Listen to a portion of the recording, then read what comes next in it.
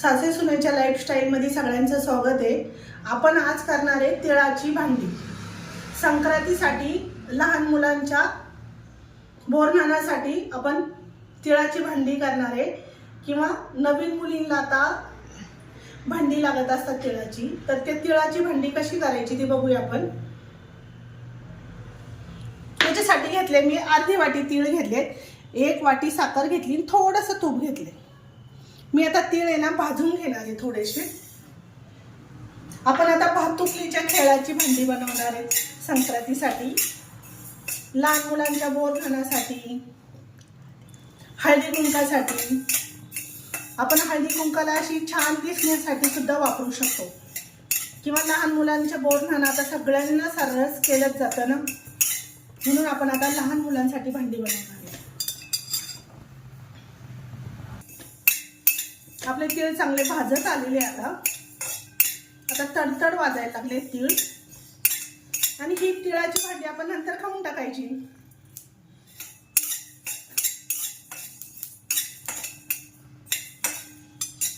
आपण आता हे तीळ भाजलेले आहे, आता आपण हे काढून घेऊ।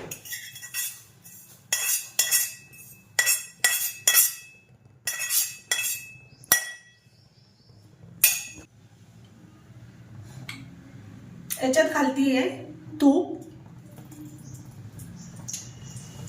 थोडंसं तूप घातलंय, आणि 1 वाटी साखर। साखर चांगली पातळ करून घ्यायची आहे, बारीक गॅसवरच हिला पातळ करायची।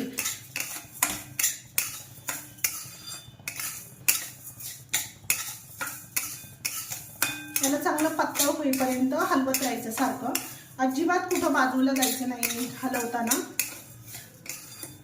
ही जर खाली लागली तर करपट लागण्याची शक्यता असते, म्हणून याला सारखं हलवायचं।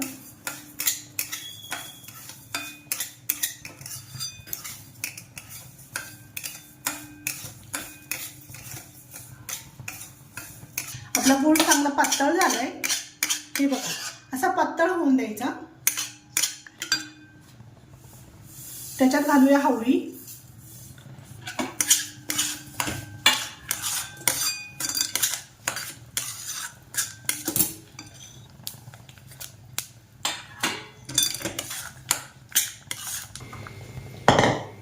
आपण आता हे थोडंसं थंड व्हायला ठेवूया। सगळं नाही थंड व्हायला ठेवायचं, हे आता असंच गरम गॅसवरती असंच झाकून ठेवायचं।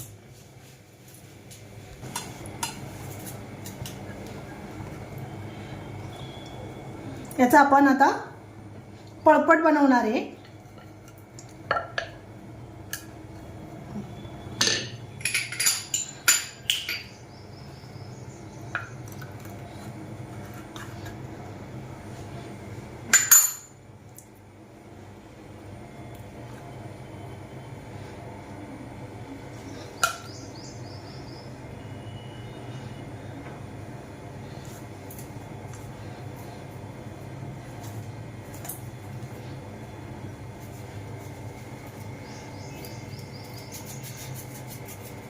याचं बनवूया लाटणं।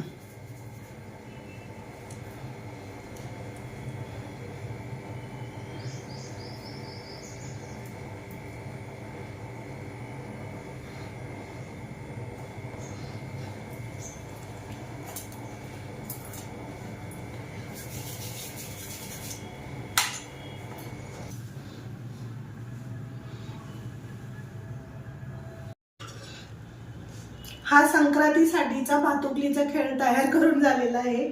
सगळ्यांनी नक्की ट्राय करून बघा, खूप छान दिसतोय, पण हे आहे जातं लाटणं पळपट, खलबत्ता,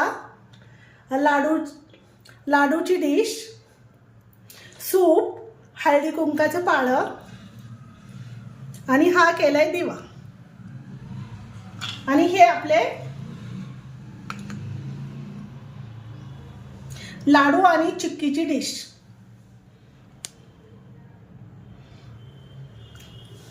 संक्रांतीसाठी नक्की करून बघा।